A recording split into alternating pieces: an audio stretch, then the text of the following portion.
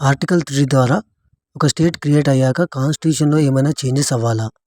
States list, parliament seats, laws ఇవన్నీ ఆటోమేటిక్‌గా మార్చాలా? ఈ డౌట్స్‌కి ఆన్సర్ ఇచ్చేదే ఆర్టికల్ 4.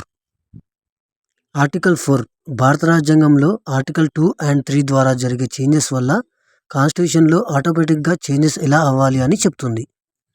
ఆర్టికల్ 4 ప్రకారం పార్లమెంట్ చేసే స్టేట్ చేంజెస్ వల్ల first schedule states list, fourth schedule Rajya Sabha seats ఇలాంటి సెక్షన్స్ ఆటోమేటిక్‌గా అమెండ్ అవుతాయి. చాలా ఇంపార్టెంట్ పాయింట్ ఏంటంటే ఆర్టికల్ 4 వల్ల ఈ చేంజెస్ కోసం ఆర్టికల్ 368 ప్రకారం స్పెషల్ కాన్స్టిట్యూషనల్ అమెండ్మెంట్ అవసరం లేదు. అంటే పార్లమెంట్ ఒక ఆర్డినరీ లా ద్వారానే కాన్స్టిట్యూషన్‌లో కొన్ని పార్ట్స్‌ని చేంజ్ చేయగలదు. కానీ ఇది ఆర్టికల్ 2 అండ్ 3 కాంటెక్స్ట్‌లో మాత్రమే.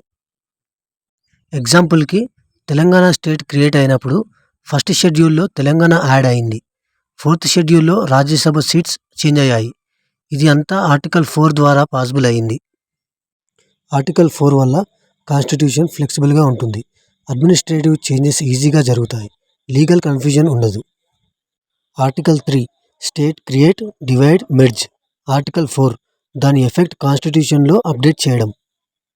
ఇది ఆర్టికల్ 4 యొక్క సింపుల్ ఎక్స్‌ప్లనేషన్. ఇలా ప్రతి ఆర్టికల్‌ని ఈజీగా తెలుగులో నేర్చుకోవాలి అంటే ఛానల్‌ని సబ్స్క్రైబ్ చేయండి. Next video article 5 citizenship.